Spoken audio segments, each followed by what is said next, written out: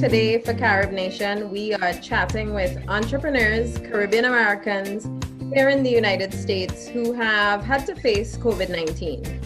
How have they pivoted and what lessons have they learned about business and entrepreneurship amidst a pandemic? And what lessons can we take from this experience as we continue to be entrepreneurs and run businesses in the US and globally?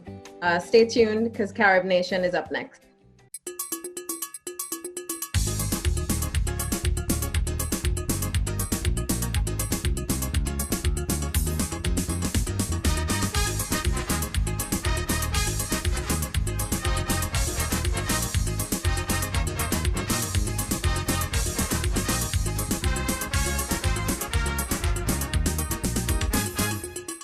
Welcome to CaribNation TV. We are excited tonight to be chatting with two phenomenal entrepreneurs.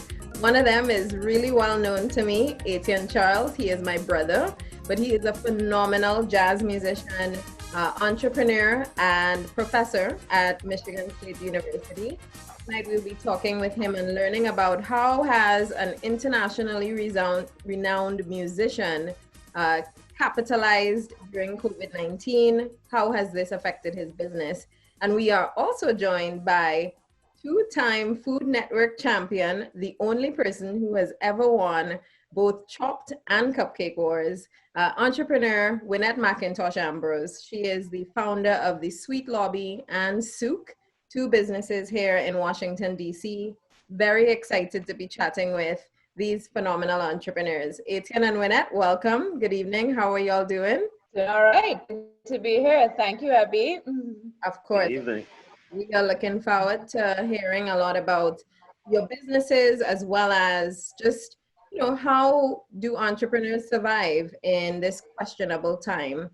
So let's start with Winnette. Winnette, share a little bit for me about what led you to get into business and to start your various entrepreneurial endeavors. Great question. Of course, I'm from Trinidad and Tobago, born and raised, and very much would describe myself as a complete nerd, a real sort of a science freak of sorts growing up. It's all I ever wanted to do was be a scientist. And I have, a number of people to credit for that. I think Mrs. Morong, who was my chemistry teacher at Bishop Anstey High School, was phenomenal. And, I really love science and had my eyes set on a super competitive school to get into. MIT was my dream school. It's all I wanted to do as I was the 13-year-old. That's what I wanted to do.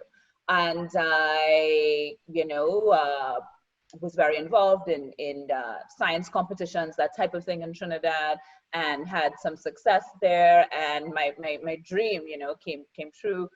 But while I was living that dream in nerd nirvana, aka MIT, I discovered that another passion of mine did not have to remain on the back burner, and that was French language and literature. One of the things I loved about growing up in Trinidad, particularly going to Bishop Anstey High School, is that we had this really great all-round emphasis, on sciences and languages. And at A levels, we're kind of forced to choose, right? And so ultimately, I rationalized that I could probably pick up French later on, but I probably couldn't pick up physics in my 20s. So decided to ultimately focus from an education standpoint on a science-based career on engineering, and to kind of put French on the back burner, but realized having arrived here in the US that I could do both. So that took me ultimately to France. And it is in France when I was studying at the Sorbonne in Paris that I kind of became mesmerized by the beauty and the craft of French pastry. Mm-hmm. So I went from being a nerd who had no interest whatsoever in cooking anything to a nerd who is now obsessed with replicating these beautiful French pastries that I saw in the pastry windows that I could not afford. And so it was a perfect match for my kind of engineering, detail-oriented mindset. And for me, that was the beginning of my interest in French pastries. And it started then, and really through my career in the medical device industry, then doing my PhD, and eventually doing my postdoc. My side thing was, oh, pastries, I'll bake this, I'll teach myself this and that. And one day, when my husband and I were driving around on neighborhood here on Capitol Hill, there was a spot that came open. And my husband, being the ultimate enabler, I turned to him and said, hey, maybe I should, there's a spot open, maybe I should open up a little pastry boutique. And he's like, oh yeah, definitely, you should do that. So this was during my postdoc, mind you. Wow. So for a couple of years, honestly, I did both. I was postdocing by day, engineering corneas and retinas by day, and making pastries by night. And so it was intense, to say the least. And for me, the big decision came when I had the opportunity to delve into wholesale, which was to move from being, a sort of a well-loved neighborhood bakery, which I thoroughly enjoyed, to having to supply everything by the thousand. And I love that because, again, it was this great tie-in to my engineering background. One of the first things I did yeah, absolutely. And one of the first things I did as an engineer in the real world, having graduated from college at that point, was my patent for designing the first FDA-approved carotid stent system. And it was designing that and then figuring out how do you make it thousands times over. So this idea of having something small and figuring out how to do it well on not just a couple, but to do thousands of them well was just like a perfect fit for me. So all right, that was wholesale. Let's bring on the wholesale pastries. No, I'm not trained in French pastry. No, I have never worked in a wholesale fabrication. But we are going to do this. I'm going to figure it out, and I'm going to train my team. I'm going to do this. So that is that's kind of the spiel on kind of how I became interested. How this engineer from Tunapuna became interested in French pastry and kind of made that jump. And so basically when I had the opportunity to really grow the business is when I ultimately decided, you know what, I've loved my career in science. I've made some great contributions there that I'm really proud of, but I really love being an entrepreneur, and this is the next phase for me. So yeah. Etienne, tell us a little bit about your entrepreneurial journey. What led you to decide, you know what, I'm going to start a business?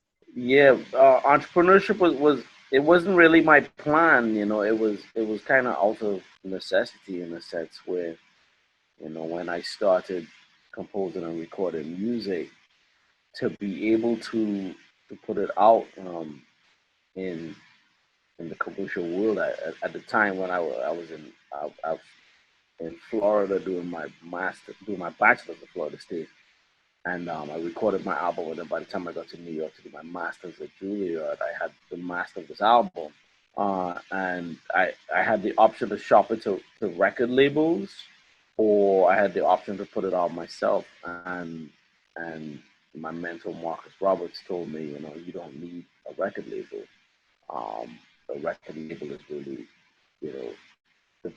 the company that spends the money on the product. And so I was like, well, I have this money put aside. So that was the beginning of my entrepreneurial journey with respect to recording. So years before that, I started playing professionally. I mean, if you want to go all the way back, my first gig for money was in a church in Faizabad when I was 12 years old, Form 2, and I played Count Your Blessings. It was a spiritual Baptist church, and the mother in the church shook my hand off. It had $10 in her hand. I ended up with $10 for that. That was the first time I learned that I could make money doing music, and so when I was in Florida, I never forget, I got a set of business cards printed, and I played a private party for this lawyer in town. He had a big business getting students out of DUIs,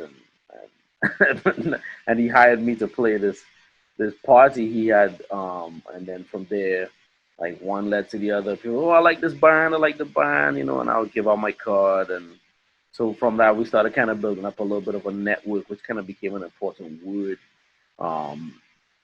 As an entrepreneur, is always trying to figure out your network. Man, two types of networks, like your network of colleagues and your network of clients. And yeah, so that the recording came out, started learning a little bit about promotion, learn a little bit about marketing, bit by bit, about product development, all these type of terms that that that people taught me just on the fly. And bit by bit, now I have basically two companies, one that handles my recordings and my touring, and one that handles um, affairs in Trinidad with outreach and with the carnival band and etc. And is everything that I've done from an entrepreneurial standpoint has come out of necessity. It's not like it's something that I thought about doing, but it was something that I saw there was a need for, and the only way to really do it properly was by having a business or a business model in place. I've been lucky, flying by the seat of my pants and see what happens next. As Caribbean entrepreneurs in the US, what would you say are some of the challenges that you face? I think that there's challenges that you face as an entrepreneur, period, whether you're from the Caribbean or wherever you're from, because entrepreneurship is never for the faint of heart, right? I think that for me, there's a certain amount of naivety that comes on with being an entrepreneur. You look at a problem and you say, I can solve it. And there's, it helps sometimes not to have all the details surrounding that problem and all the challenges, because perhaps if you knew all of that ahead of time, you wouldn't get into it. And so entrepreneurship is certainly not an easy thing. I think that there's the classic challenges around entrepreneurship, right? There is certainly capital. That's the first, challenge that everybody faces. I'm sure you're well acquainted with this challenge, right?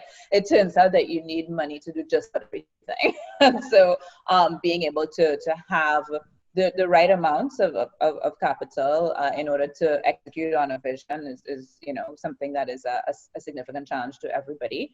I think that another major challenge is just marketing, and it turns out that marketing costs money too. Of course, there's ways that you can do it in this day and age that are not necessarily attached to a significant sum of money, but it's certainly something that requires effort. Even if it doesn't require, tons of money. I think that is certainly a significant challenge. So getting the word out about what it is you do and being able to attract a clientele or a fan base, or however you want to put it. And then talent, I think is perhaps the third thing. Being able to attract and retain talent in order to do what it is you need to get done. I think as an entrepreneur, we often get into it kind of on our own and thinking that there's a lot that we could just handle ourselves, and you soon realize that that's just not how it's going to work, and doing everything yourself is not compatible with growth. Certainly is not compatible with getting larger. So I think those are a few of just the general entrepreneurship challenges, perhaps my top three. And then, I think being from the Caribbean specifically,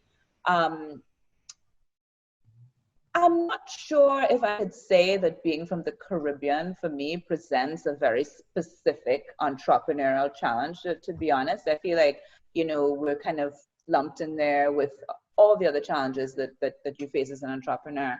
I think that there are actually some advantages to being, from the Caribbean, to having your own distinct voice that enables you to present a product or a story or a message that is distinct and that stands out. Mm-hmm. I think that that's the case in Washington, D.C. Perhaps if it was somewhere else in the U.S., like Michigan, I'm just kidding. It might be different. I'm just kidding. Yes, I think that in some ways it's been a very helpful part of the narrative to be from the Caribbean. So yeah, I mean, I don't think that being from the Caribbean presents any specific challenge in that regard. Now, Etienne made an excellent point and had to do with building your network. And perhaps I think if I would imagine a challenge, it's okay not being from not being from the US, not being from Washington, D.C., there's certainly, I think, a greater burden to kind of do more groundwork and creating that network, because you're not naturally, you're not naturally ensconced in a specific place. You don't have a background there. So there's certainly that work to be done. So if there's any disadvantage, I would say perhaps that is it, kind of creating your own network and doing the legwork of I think that's a challenge that I found in general, because I was going from science to pastry where I knew nobody, and I kind of had to figure it out. So yeah, so that's what I would say would be some of the general challenges, and perhaps one specific to being from the Caribbean. Etienne, tell me a little bit about your challenge as a business owner, challenge as a Caribbean entrepreneur, anything that you face here in the US. I have had setbacks. I've had significant setbacks. As a immigrant entrepreneur, is not just necessarily being a Caribbean entrepreneur, but specifically an immigrant entrepreneur, because we have less access to loans for capital. Just being able to incorporate in the United States, you have to have permanent residency. So there's certain hiccups that you just have to wait for. And then on top of that, like Winnette said, everything costs money. But I would, Abby, we grew up in the same house, and any setback we were taught to figure out how to get around it or to go through it. And so the setbacks of being an immigrant entrepreneur for me was really being able to incorporate and figure out ways to get access to capital.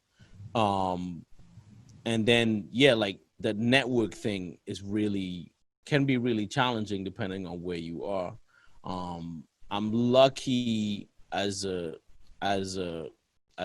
type of artist that I am and the type of record label I have, is that I'm luckily able to work within a few networks, specifically like the academic network, from my having served here at Michigan State University for 11 years so far. So that's one network I'm lucky enough to be able to work within. In addition to that, the Caribbean networks in places like Washington, D.C. and New York, Florida, Toronto, and then to be able to work in heavy jazz networks as well, like places like Michigan. So it allows me to work within many different networks. So it's no longer just about relying on one particular type of network or one particular type of quote unquote clientele or demographic, or these types of terms that people talk about when they think about marketing and market research. So I've saw those setbacks and figured out a way to turn them into pluses, because I'm in a field where audiences are always going down. But I'm lucky that venues take chances on me because they see my audience is going up. Because every time we play, we make sure and we also do family concerts where we work with children and we work with young people. So it's really just about flipping it.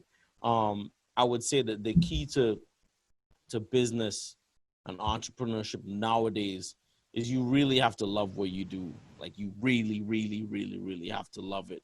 And you have to understand that it's what you love about it and how you connect to it is what people are going to connect to when they see you do it. Like the same way Winnette loves baking. She connected with it in Paris when she was at the Sorbonne. I remember my nights at Paris when I was studying at Sorbonne, and the blessings of that, and how I would go to the jazz clubs at night and see people be fascinated by how this music is a language and people are communicating on the spot. And so always trying to channel that into your product kind of takes your mind off of any setbacks. And depending on the level of your business, eventually you'll have someone to deal with the setbacks for you. I'm not at that place that I still have to handle just about everything. But bit by bit, you assemble your team and you build your staff, and as long as you have the right mentors and friends that can advise you, most setbacks you'll be able to push right through. Mm-hmm. Awesome. So let's talk big setback, or maybe you don't see it this way. It sounds like you all are so positive. COVID-19. How did COVID-19 affect your business or businesses? And how have you managed with those changes that you've had to probably implement? So as you know, I'm in the food slash hospitality business, and I think just about everybody, perhaps other than Pizza Hut and a few other places, everybody is pretty devastated by COVID-19. I think the devastation ran extremely deep. I think for my business, I think that initially, we had to shut down certain aspects of business because, quite frankly, people could not go out to eat. You were told to stay home. Mm-hmm. And so it meant that for us, I would say pre-COVID-19, we're about 80% wholesale and about 20% retail. So that means that all the cafes, the restaurants, and so on that we supply are closed. They're not doing any business. And if they're open, they are functioning at an extremely low capacity, and they don't need pastries. They don't need croissant. They don't need scones and macaron and all of that. So it meant that, for us, we had to shut down our wholesale production entirely for about 2 months. And we kept our retail boutique open. So we have two facilities, both have retail, both have production. We kept the smaller boutique, the Sweet Lobby, open throughout COVID-19. The Sweet Lobby is a small space that is inherently takeout only. So there's no dine-in there. So from a model standpoint, making that transition to operating in the midst of a pandemic was certainly a lot more feasible than being able to manage a large space, which was essentially impossible. So wholesale business basically disappeared. The retail business at Souk, which has dine-in and so on, also disappeared because we were forced to shut down, and we saw numbers dwindle to precious little, even at the Sweet Lobby, kind of at the beginning of things. But we made the decision to stay open at Sweet Lobby, really to provide a couple of people with employment, because, we tested it out for the first week and said, okay, well, we're selling X, Y, here's what we need to do in order to manage this. We cut out, a number of sort of auxiliary services. Like, for example, we would normally have a prep cook who will come in, and for example, for all of our cupcakes, we use everything fresh, everything,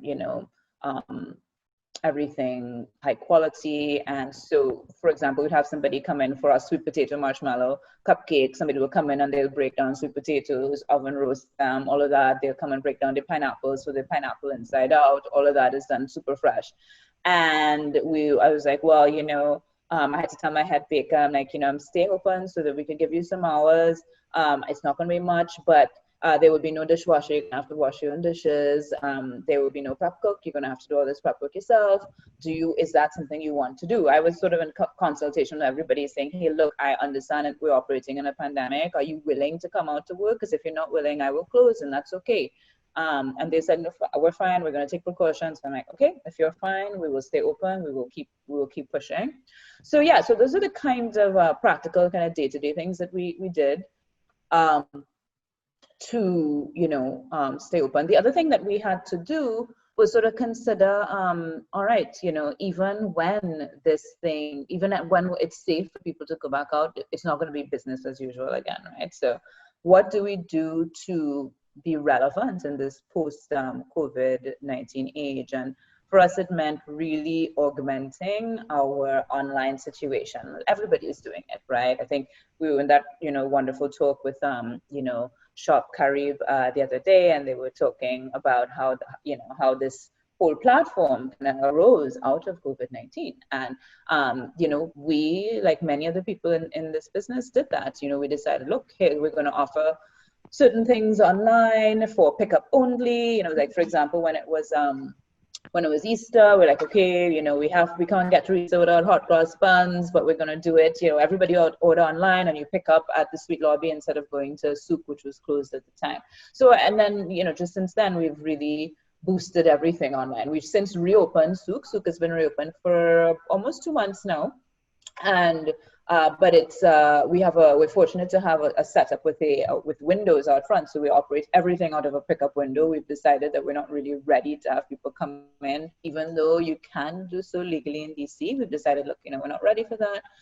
We are going to continue doing our pickup window, and that's been big. But now we've seen that about, I would say, 80% of our sales are now online. People are placing orders and coming to pick it up, and wow.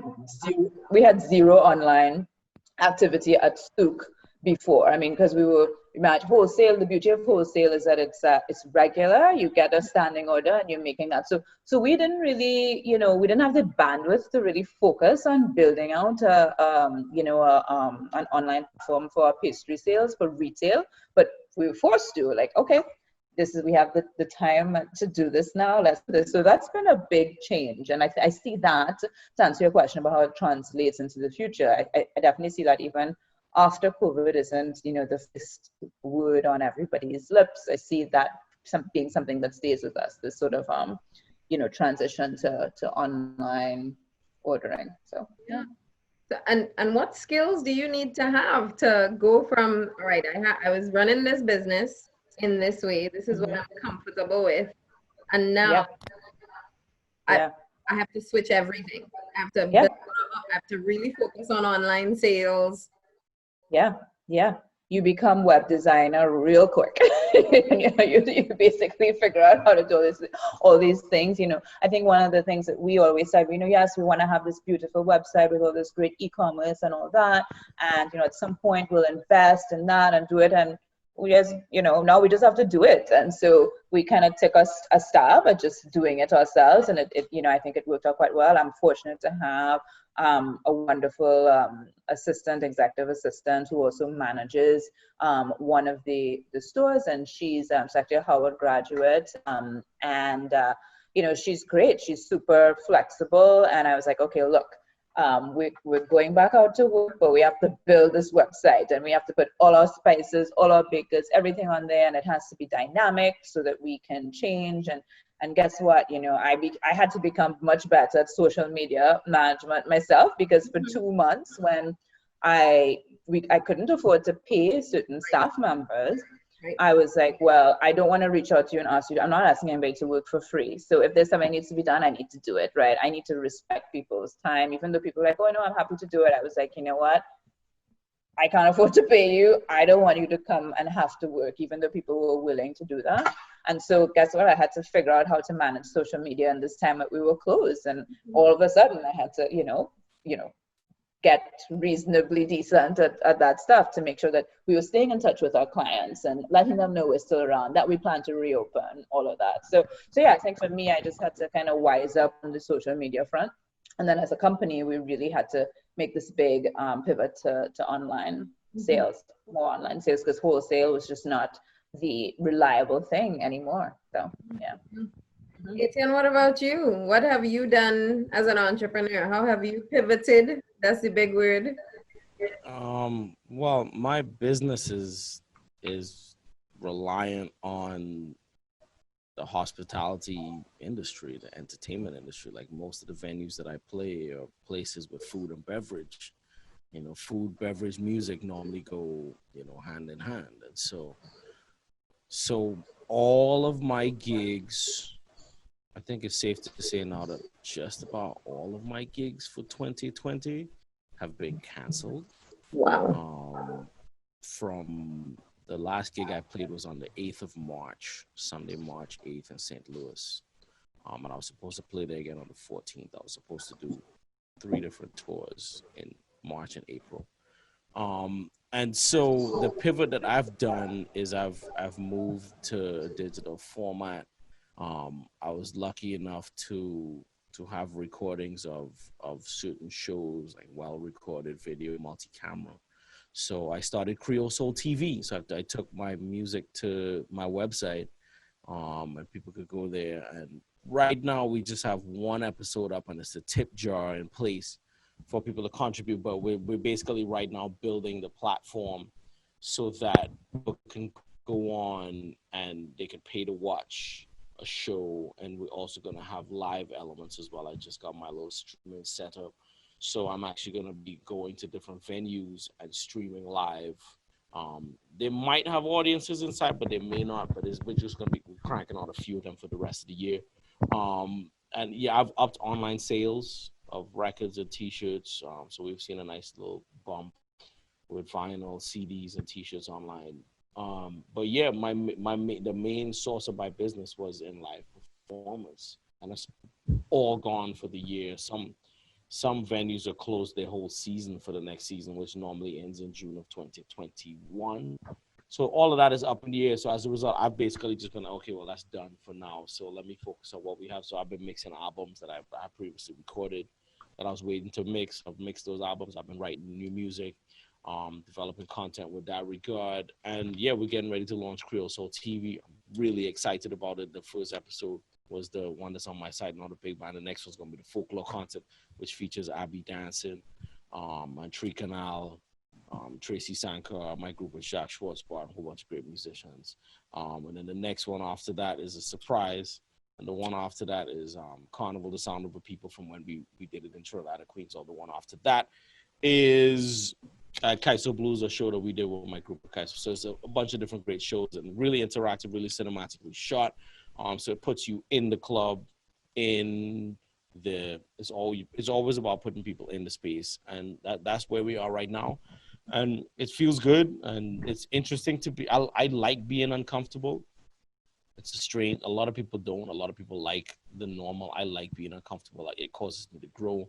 It causes me to figure out new ways to look at what business is about and what people need, and how people can be entertained at this time. And the same way, when food, a lot of restaurants shut down and bakeries shut down. I hope that, just like we all go and immediately start supporting our favorite bakeries and our favorite businesses, that hopefully people will immediately understand that music needs to be supported as well, because it's so important to society. Mm-hmm. So that's where we are, and mm-hmm. that's my COVID pivot so far.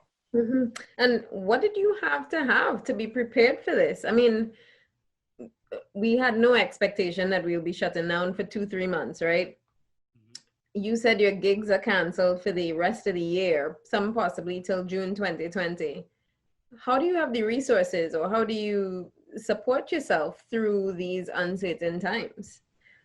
Well, the one, I'm lucky enough to have a appointment at the university, so I'm lucky enough to still have a job. Mm-hmm. But also savings.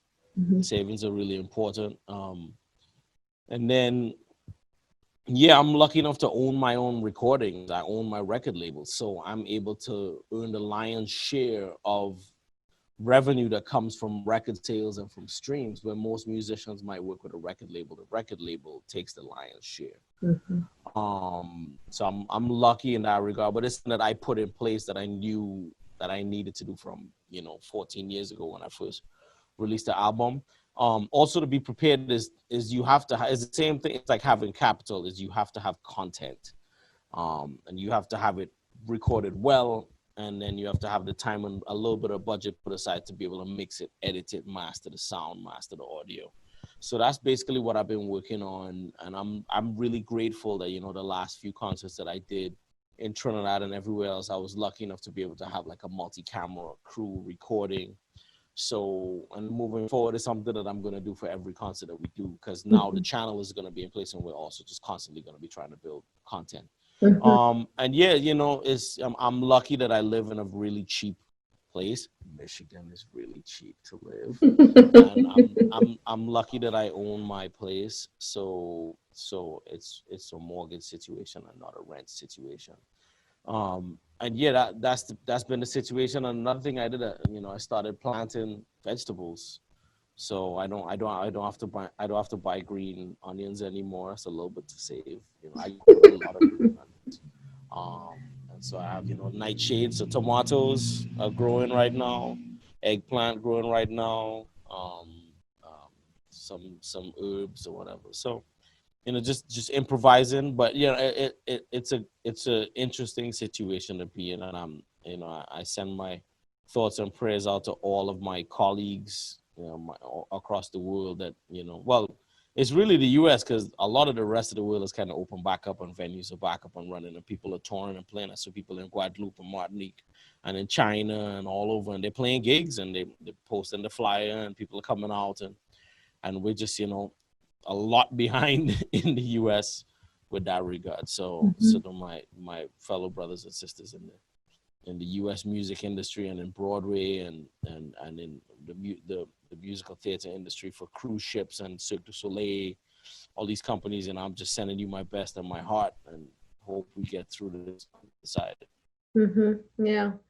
I saw Dave Chappelle had an outdoor concert, so maybe that's a direction that things could move in the future soon. So, what would you say are lessons that you learned during COVID that you think are relevant moving forward, regardless of what the situation is? I mean, we're still in uncertain times. We don't know if there's going to be a resurgence of COVID-19, if there'll be another shutdown.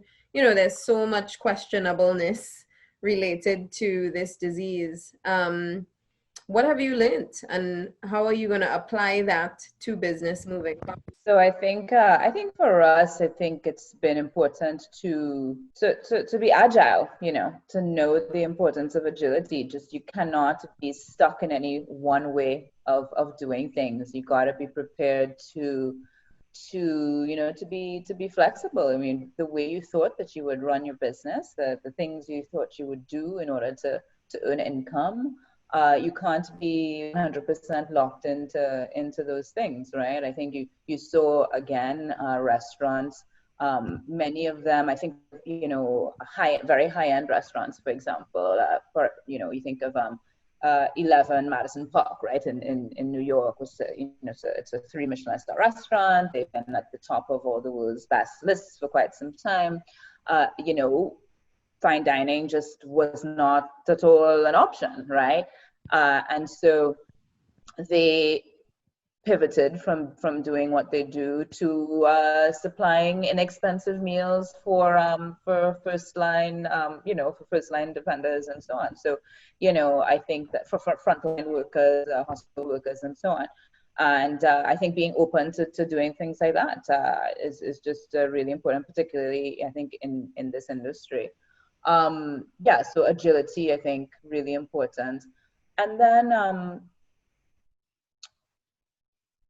realizing too that you have to hold lightly onto certain things. You just in many ways, we know we're not on this earth for a long time, right? And a lot of the things that you held as being so important in the pre-COVID age, the pre-pandemic age, you realize, maybe not so important after all. I mean, of course, while our businesses were, devastated and we have huge holes to climb out of, and obviously I'm not happy about that, but I'm really happy that I've been able to spend some more time with my boys, my sons, who not that I want to homeschool like ever, I'm just putting that out there. I have no desire to homeschool. Children need to be sent to go to school somewhere and be taught by somebody and then come home. Anyway, the same. I have been grateful though for the additional time things that I probably would have missed out on. I have a 4-year-old and a 6-year-old, so being able to spend that additional time is something that I appreciate, and I don't think I'm the only one. I think everybody who is assuming that you have a healthy family life situation, you're happy to have that additional time. So yeah, I think holding on lightly to certain things, realizing that they're not the be all and end all, remembering that we're occupants of this earth for a finite time, and really just challenges what you value, So yeah, agility, and I think understanding what's really important. I think it really helped open my eyes a lot, what it is that I really value. Yeah. Etienne, what did you learn? What's next? I mean, these types of situations they've happened in history before. So a few things I was reminded of, and because like one, history repeats itself, right? Two, shit happens, and you have to be ready to respond or pivot. Understanding the value of the planet, simply from how we care for it.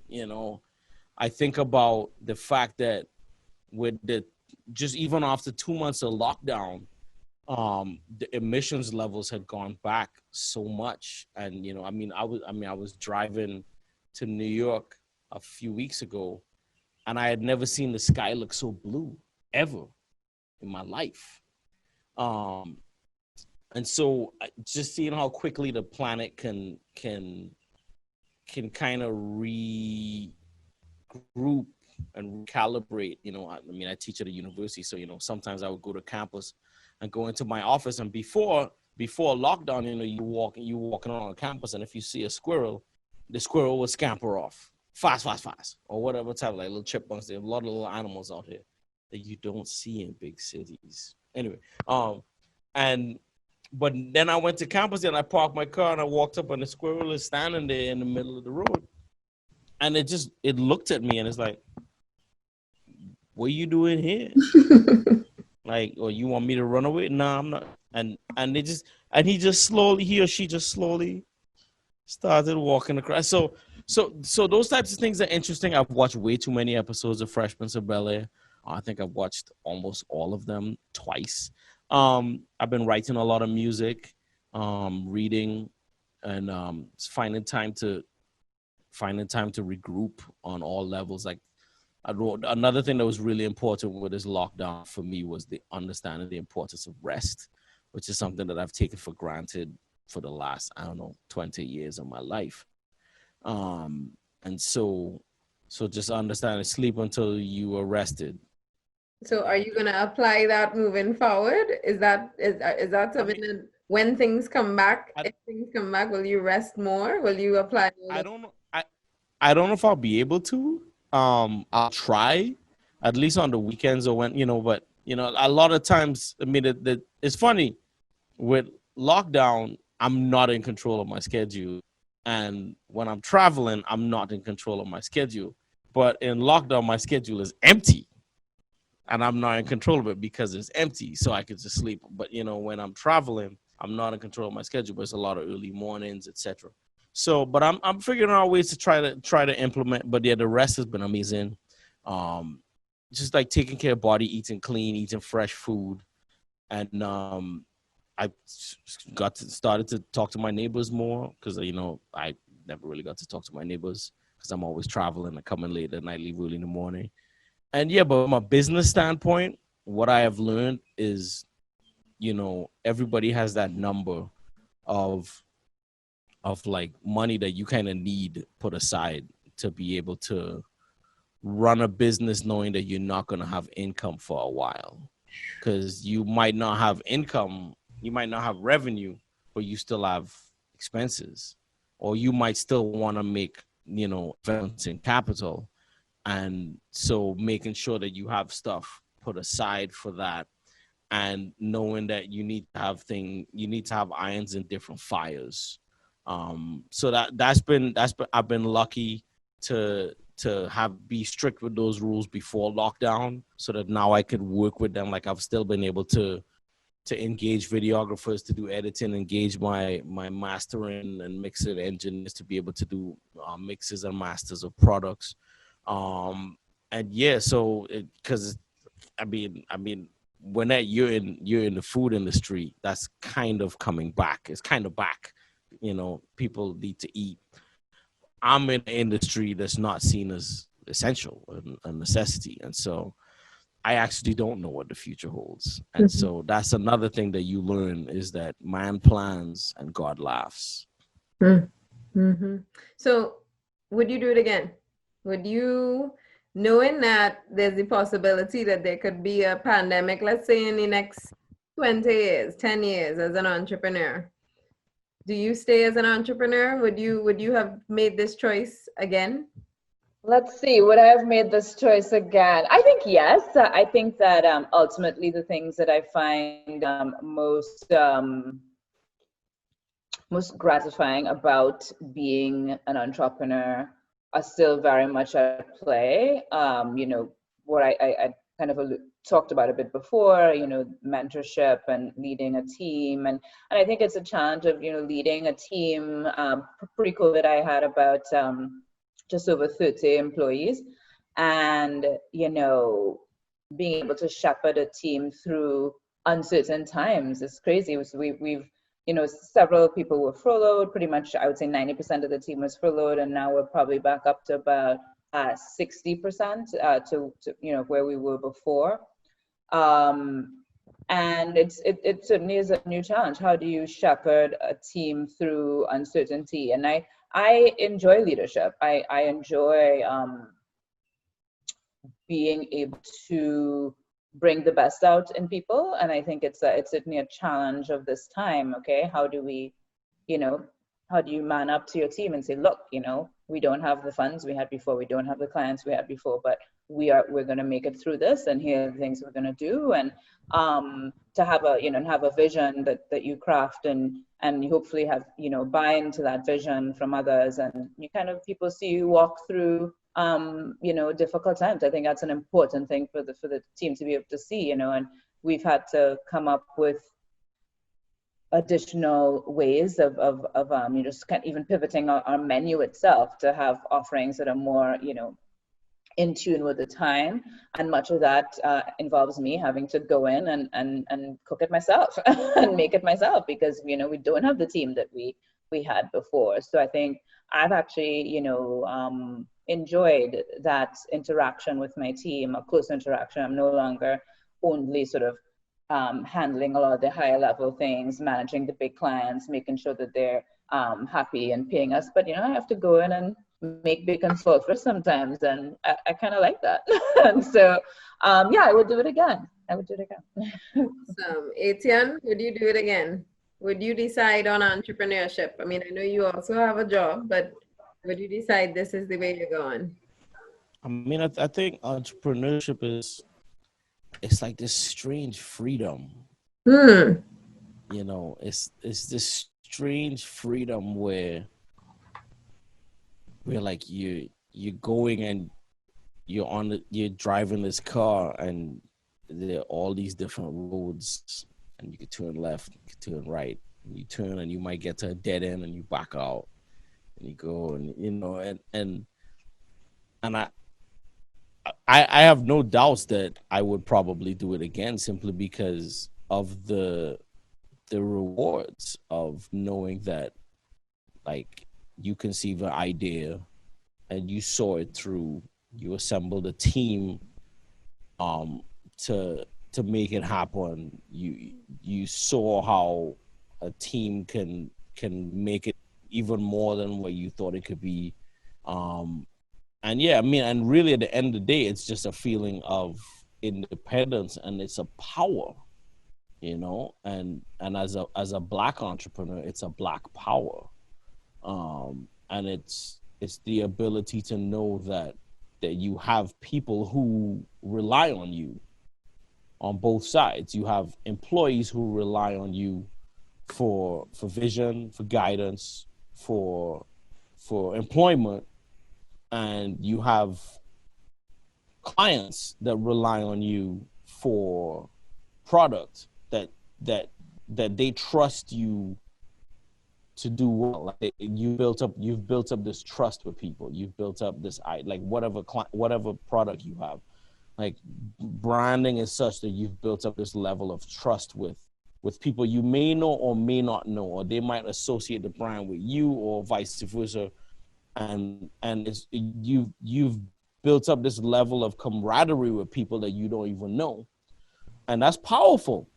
And as an entrepreneur, I hardly ever think of myself as an entrepreneur, because I just have an idea, and but my buddy Jared always reminds me that I'm an entrepreneur. But seeing how it works on both sides for me is the real magic of it. It's like there's something that works on the production and the team side, And when you see people grow and you see, look, man, you're gonna either run this business or run your own soon, because like the ideas that you have are on that level. So you get like Winnette said, you mentor people. I have former employees that work for Sony Records now, work for Epic and a lot of major labels, and they apply the small label ideas at these big board meetings now. And so that's one level of the magic, and then the next level of the magic is seeing people respond and react to something that wouldn't have happened if you didn't have an idea to see it through. And with that in mind, it's always going to be yes. And even if the business fails, it's always a yes and we tried, as opposed to yeah, maybe we shouldn't have. It's always yes and we tried. Awesome. So how can people support you guys? How can people in the Caribbean, in the diaspora, how can people support you? So I think there's, in this day and age, there's a myriad of ways in which you could support. I think that something simple that's completely free is being part of the social media networks. I mean, get on there, follow us, see what's going on, participate in this dialogue between us and the sort of greater world. I think that that's something that people can do wherever. And that is a good thing. You can certainly also recommend us to people who are based in the area. We ship nationally, so no matter where you are, you can certainly participate. You could purchase gift cards as well and gift to somebody who might be, in the area. And I think when you, particularly somebody, if you are of Caribbean descent, I think when you speak well of the Caribbean, of people from the Caribbean, it has a ripple effect. I think it creates an awareness. It creates a pride in what it is we do. For example, when I speak well of Claudia Pigas, who's like one of my childhood. Claudia and my dad went to high school together, and I was sort of weaned on Claudia Pigas, right? And I haven't seen her in forever, but when people ask me, who's my favorite designer, I mean, I never hesitate to speak well of her, sort of in the same context as I would speak of international designers. And I think that word travels, and I think it's important to, even if all you do is speak well of others, that you do that. So yeah, I think certainly locally, come shop.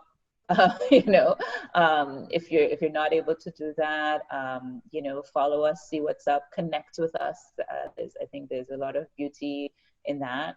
And then speak well of us when you have opportunity. So where can people find you? What's your social media handle? Yeah, so we, in terms of the businesses, there is Sweet Lobby, just the Sweet Lobby particularly on Instagram. I would say we're most active there. And then for Souk, it's DC Souk. And then me personally, Dr. Winnette. Awesome. And Etienne, how can people support you? The ultimate way to support a musician is by buying their music. Buy music. We live in a time where people stream, and that causes very little to no money to get to artists around the world. I would say buy music, whether it's an album, buy the CD, buy the rec, buy the LP, download the album on a downloading platform like Bandcamp or iTunes. That's the number one way to support our artists, is to put money in their pocket, because we spent money to make the product. I'll say it. And now that we're in the digital age, Winnette, if I tell people, if you have, like, we have this large Caribbean network. Everybody in the Caribbean knows somebody in DC. If you want to support that, just go to her website and order a batch of cupcakes, or order a few pastries, and then send your family to go pick it up, give it to them as a gift for a birthday party or whatever. We live in a digital age when you can do that. I always used to encourage people, like so many people would gift a family member a costume in my band or a ticket in the concert. So So utilizing the digital age is really important, since, you know, we may be disconnected through oceans and borders, but we connected through the digital realm. So, you know, I'm probably gonna send cupcakes from my sister, you know, through supporting Winnette. So I'd say buying music is key. You know, in Trinidad, my records are on sale at just about every record shop, and they had gift shops all over the Caribbean. So like if you go to, if you go to Cleves, I think record stores are starting to open back up. But if they're not, you could get them online. And then, yeah, support, follow on social media and tell your friends, tell people about what we do. Speak, you know, like Winnette said, spread the word. You know, we are as good as our network of supporters, and with support we will get through. So I've made it my business to actually put aside money to make sure and support all of my favorite restaurants to make sure they get through lockdown. And I've specifically asked them, like, you know, what do you need for help in terms of like how many times would you need customers to come in to get through this, like a certain level. I'm like, yeah, you know, like if you get something from us twice a week, or, you know, I'm like, okay, cool, boom, done. And so, yeah, think about, you know, birthdays, all of those types of things, just support. You know, you could pledge money. I mean, I'm probably going to set up a little pledge vibe where if you pledge a certain amount, you end up getting free tickets to concerts in your town. You might get, you know, a signed CD, a meet and greet, sign LP, t-shirts. I just got a new batch of t-shirts that are in the car as well. They look great. So today I'm fascinated and in awe of the circle that I have of entrepreneurs and Caribbean entrepreneurs. It's like I was sitting here getting schooled in how I make sure to manage my business as well as an entrepreneur. So it was really quite an honor to have you on. You know, tonight, I think we heard a lot about the fact that even though COVID is not over, we don't know whether there might be another COVID by another name in the future. And being as prepared as we can as entrepreneurs, as Etienne said, knowing that number that you need to cover your basic costs is something that's going to be critical. And as Winnette said, getting ready and being prepared to know that there's some things that just aren't that important. And there are those things that are that important, that as an entrepreneur, you want to make sure that you hold on to the things that are that important through this all. So we learned so many little pieces, and I look forward to continuing to support both of your businesses. And I hope the Caribbean diaspora supports your businesses as well. So audience, thanks for watching. Tonight, we are, as always, one people, one culture, one Caribbean, one nation, CaribNation. Thanks for watching. Good night.